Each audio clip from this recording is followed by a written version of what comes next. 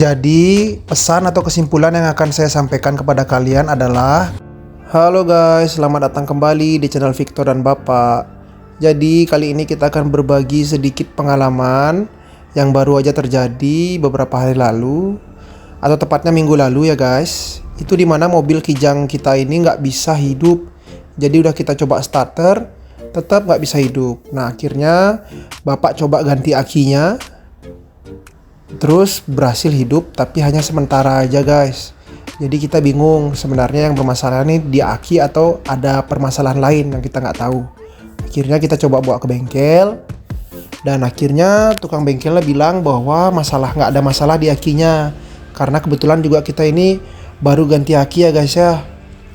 Jadi tukang bengkelnya saranin kita untuk pergi ke tukang dinamo. Akhirnya kita sudah sampai ke tukang dinamo. Itu tukang dinamonya udah bongkar dan dibilang dinamo ampernya itu yang bermasalah dan harus diganti, karena dinamo ampere ini yang bantu mengalirkan listrik ke aki untuk mobil bisa nyala katanya guys. Nah, kita kan juga nggak terlalu paham, tapi karena harga yang disuruh itu bener-bener besar, kisaran 2 jutaan, jadi kita tunda dulu karena kita belum ada duit segitu. Jadi akhirnya setelah dibawa pulang, akhirnya kita berunding untuk sepakat bawa ke bengkel teman Bapak. Akhirnya setelah sampai di bengkel teman Bapak, tukangnya bilang bahwa kasih kita cek dulu apakah benar dinamo ampere yang bermasalah.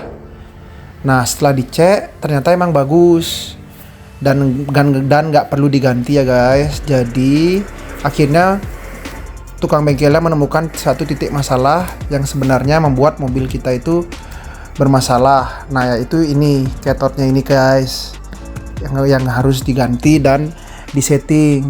Inilah yang buat sebagai alternator untuk menghubungkan kelistrikan. Nah, setelah itu diperbaiki, akhirnya bersyukurnya mobilnya sampai saat ini bagus dan nggak ada kendala lagi. Udah hampir sebulan guys saya pakai, nggak ada kendala lagi, dan setiap di starter langsung hidup. Nah, jadi ini dinamo ampernya yang hampir saya ganti. Jadi pesan atau kesimpulan yang akan saya sampaikan kepada kalian adalah, ketika mobil kalian mengalami masalah dan kalian sudah bawa ke bengkel, kalian jangan langsung tergesa-gesa untuk mengikuti saran yang diberikan oleh tukang bengkel tersebut, entah itu ganti apapun itu. Jadi kalian harus coba untuk cek dulu ke beberapa bengkel yang kalian tahu, yang seperti yang saya lakukan.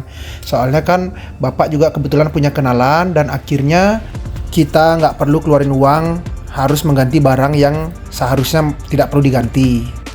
Jadi di sini saya tidak mengatakan bahwa setiap bengkel-bengkel pinggir jalan itu curang atau hanya mau cari keuntungan saja. Tapi saya mengajak kalian untuk lebih hati-hati dan harus cermat dalam membawa mobil Anda atau dalam menangani mobil Anda. Terima kasih.